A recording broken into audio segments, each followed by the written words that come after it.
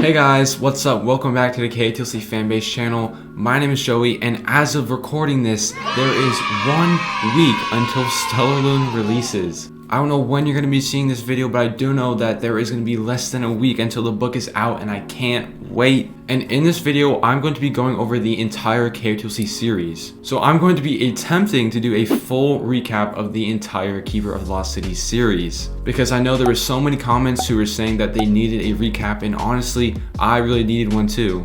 The series is so long, I forgot a whole bunch of stuff. So if you're excited for this full recap, make sure to leave a like and subscribe. And comment down below, what are you most excited for that's going to happen in Stellarlune? So without further ado, let's get straight into the recap. So for this recap, I'm going to be starting on Neverseen, because I have actually recapped the first 3 books of the series. So if you want to go watch those, you can. And since this is probably going to be a long video, there will be timestamps in the description if you want to switch between different books. Neverseen. Sophie and her friends run away to the Black Swan's hideout, Lodestar. Sophie and Fitz become cognates, and we meet Calla the gnome. They interrogate Gethin and pick up some new information. We learn about a mysterious plague that is infecting gnomes. Dex creates a device that can scan the council's scrolls, and we discover that the council is aware of this plague. The Black Swan stages a rescue on Prentice, who is locked up in exile. The council intercepts them and things go wrong. Fitz gets badly wounded, but they end up trading Gethin for Prentice. Mr. Forkle reveals that he is Sir Aston, so they will trust him a little bit more. Then they decide to enroll in Exilium so they can learn more about the boy who disappeared, who also used to go there. At Exilium, they meet Tam and Lynn, and they learn some useful skills along the way.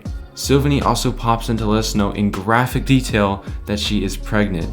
Time passes, and that was spent mainly training with the Black Swan and the Lodestar, but eventually we learn that the ogres and the Neverseen are behind the plague. Oh, and did I mention that Finton is alive too? The ogres say that the only cure is the bark of a Panakes tree, which is thought to be long extinct. But ancient legends say that they are still hidden in Ravagog, which used to be the gnomes' homeland. The gang go with Alvar to Ravagog to find the fabled Panakes tree. They don't find anything, and they end up escaping by flooding Ravagog with Lynn's hydrokinetic powers, and Alvar reveals himself to be part of the Neverseen all along. Calla figures out that to become a Panake, you must sacrifice yourself. She does what is necessary to save the gnomes from the plague, and the day is saved. Keefe makes a very reckless decision and decides to infiltrate the Neverseen as a double agent. He proves his commitment to the rebels by stealing Orelai's cash from Sophie. Sophie is rightly devastated, and Mr. Fogel and Granite reveal themselves to be Magnate Leto and Tiergan respectively. The book ends as Mr. Fogel gives us news that Prentice is awake. Lodestar. Lodestar opens up in a slight time skip, and the kids return to somewhat normal by attending Foxfire. Keefe makes his return by destroying a bit of Foxfire to again prove his loyalty to the Neverseen. Sophie searches Prentice's mind and finds a symbol, the Lodestar. This symbol is also found in the Neverseen's hideouts, as well as a tracker that Keefe found in his cloak. Exilium is announced to be held on Foxfire's campus, and everyone is required to take part in the skills training regardless of their age. Sophie has daily conversations to check in with Keefe, and he informs her that the Neverseen are planning some sort of attack on Havenfield and her parents. So they all go to spend the night at Rhymeshire, Dex's house, while the bodyguards protect Havenfield. Dex's mom, Julian, is revealed to be Squall in the collective. Wiley gets kidnapped out of one of the elite prodigy's tower by the Neverseen, and they torture him for information about his mom. Wiley escapes, but he's injured, and we learn that his mom was somehow involved with the Neverseen, and then she was murdered by them. Xena manifests as an empath, and they visit Gethin one last time before the upcoming peace summit. The Neverseen make good on their threat to attack Havenfield. The ogres manage to kill Grady's bodyguard Brielle. After they go to her funeral, Mr. Forkle triggers another ability in Sophie, Enhancing. Working together, Bianna and Tam figure out the secret of the Lodestar. They now have access to all of the Neverseen's hideouts. Sophie, Tam, and Fitz accidentally visit a hideout, and they meet Keefe, Alvar, Roy, and Brant. Using the element of surprise, the good guys actually win and capture Roy and Brant, but Keefe takes back Alvar so he doesn't blow his cover. We then arrive at the Luminaria Peace Summit, where there will not be any peace. Gethin brings the whole place down, and he, Finton, Roy, and an unknown prisoner escape. Brant dies, but Gethin manages to stab Mr. Forkle with a sword. Keefe escapes from the Neverseen with Fintan and Kenrick's caches, and he thinks that the Neverseen attacks Sophie's human parents. Upon arrival at her human house, they find her sister Amy hidden in a closet, and the book ends on a cliffhanger as Amy recognizes Sophie. Nightfall. Nightfall opens up with Sophie and the gang talking with Amy after her memories got triggered. They take her to the Elven world and show her around. Her parents are nowhere to be found. Then Mr. Vogel reveals that he isn't dead and he had an identical secret twin brother this whole time. This allowed him to be at 2 places at once. In order for Sophie to get her human family back, she has to do some favors for Lady Gisela. Lady Gisela first asks Sophie to deliver King Dimitar a note and to get back her Starstone hair clip. The note asks for Keefe to fight King Dimitar to see if he's worthy of his daughter being his bodyguard. It's a little bit weird. And then, in one of my favorite scenes in all of the books, Keefe actually wins the fight and Ro becomes his bodyguard. But he gets injured in the process and he has to stay on bed rest. And then right after my favorite scene, one of my least favorite scene happens. Sophie kisses Dex and they realize that they aren't meant to be. They find the Starstone that Lady Gisela was looking for, and that leads to Nightfall. They decide who gets to go to Nightfall and they choose Morella to join them because she manifested as a pyrokinetic. They leave to Nightfall, but they find nothing except Alvar. They bring him back and they discover that not only is he unconscious, but he's not responding to any elixirs. They dust him with Revel Dust and it reveals a mark on his foot. This is found to be Saporidine, a very potent sedative. They find that Prentice has also been affected by Saporidine. This basically puts them into an indefinite coma.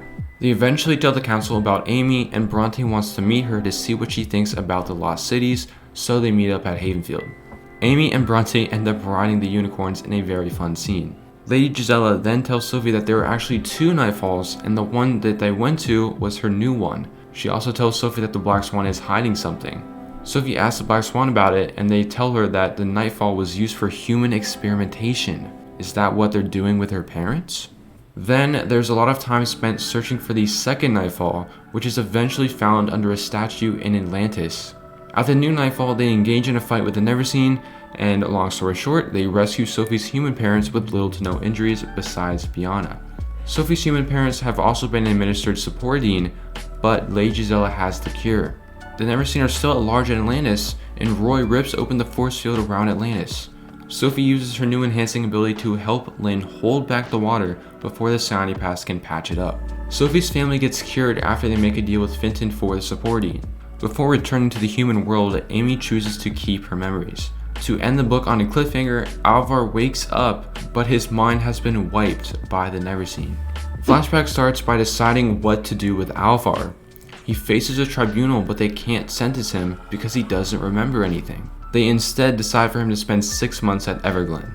Sophie decides she wants to start training to fight the Neverseen, so Sandor sets up a training area. After a while, the Neverseen randomly show up. The Neverseen Shade, Umber, tortures Sophie and Fitz with Shadow Flux, a new strange thing. And then comes the infamous 200 pages of the Healing Center. During this time, Tam has been training to control Shadow Flux. When Sophie gets out of the Healing Center, she has 4 new bodyguards waiting for her, each a different intelligent species. Her troll bodyguard, Tarina, asks Sophie for an alliance between her and the trolls. Sophie says she will think about it. Throughout their time in the Healing Center, Sophie and Fitz have been getting closer. Eventually, all of their feelings spill out, but before they kiss, Sylvanie interrupts them and tells Sophie that she is in labor. She goes into labor early because she is giving birth to twins. Having no other option, Tarina has to save them by putting them into a troll hive until they are fully developed. After they deal with the babies, they meet with Fintan. He tells her that the Neverseen are planning something on the upcoming Celestial Festival. Now with the upper hand, the Black Swan and the Council aim to capture members of the Neverseen. After carefully patrolling the festival and finding nothing, they see that Alvar is moving around Everglen. They leap to Everglen and find the Neverseen and the ogres there. They discover hidden troll hives in the forest around Everglen that are filled with baby trolls. Trolls are most powerful when they are babies, so this is a big threat. In the madness, Umbra gets crushed by a door and Alvar escapes. After that whole fiasco, Sylvanie is in danger yet again. Since Umbra died, the Neverseen needed a new shade, so they made a trade for Tam to join the Neverseen, and they let the Alcorns go. After that whole drama, Sophie goes to register for the match. They go to the matchmakers in Atlantis, and the book ends after it is revealed that Sophie is unmatchable because she doesn't know who her biological parents are. Legacy. Legacy begins with Mr. Forkle talking to Sophie in his secret office. He theorizes that the Neverseen will be attacking the dwarves next. Sophie asks him about her biological parents, but he doesn't tell her, prompting Sophie to look into it herself. Sophie communicates telepathically with Tam, who reveals that Lady Gisela has ordered him to kill Keefe. Sophie goes to tell Keefe, but he seems unfazed about it. He tells Sophie that he has been triggering a lot of new memories, the biggest one being a human that Lady Gisela delivered a letter to in London. Then the council appoints Sophie, Dex, Bianna, Stina, and Wiley as Team Valiant. Mr. Forkle takes Sophie to her original human home and restores her memory of the day she had an allergic reaction to limbium. It is revealed that Sophie used her inflicting on Amy, so Mr. Forkle had to give her a dose of limbium.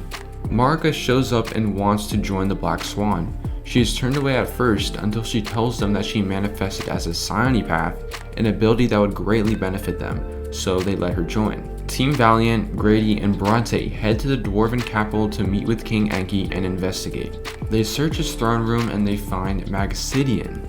Sophie resets her abilities again, making her inflicting and enhancing stronger. The truth is revealed behind the man Lady Gisela was interested in. His name is Ethan Benedict Wright, and Lady Gisela killed him and his daughter for unknown reasons. Keefe, Sophie, and Fitz sneak to London but are ambushed by Lady Gisela and Tam.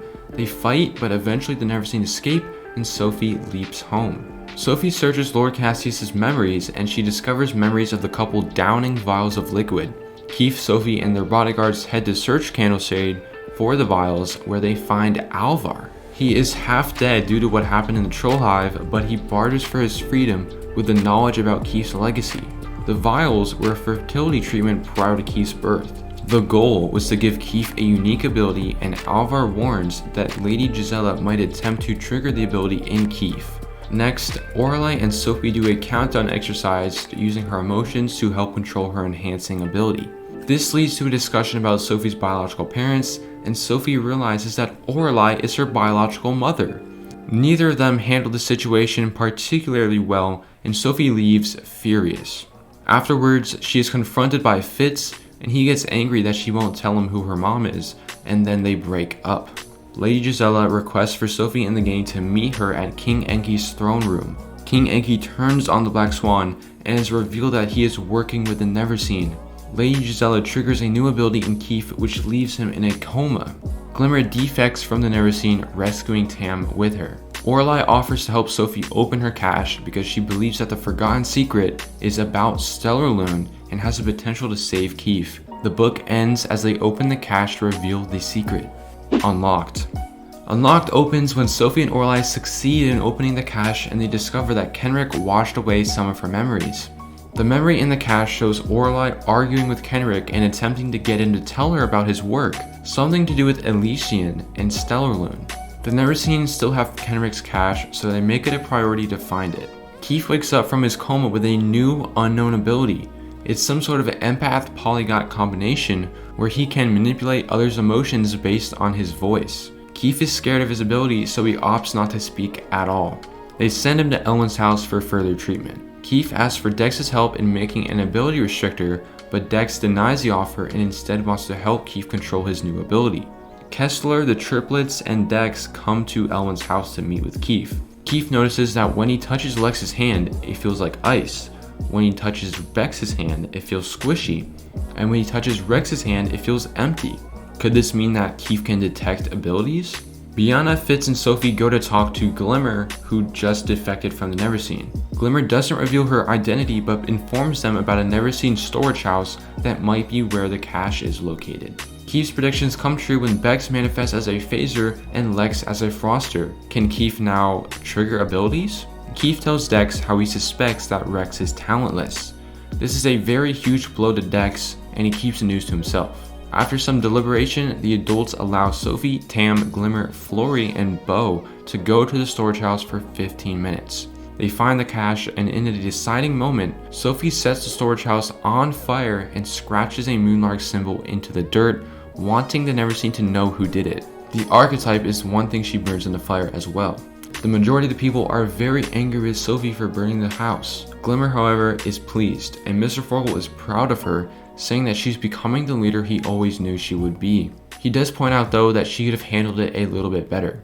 But Sophie feels that she just took back the power from the Neverseen. But Tiergan points out that she started a war, but she argues back that the Neverseen started it and that she just chosen to win a battle.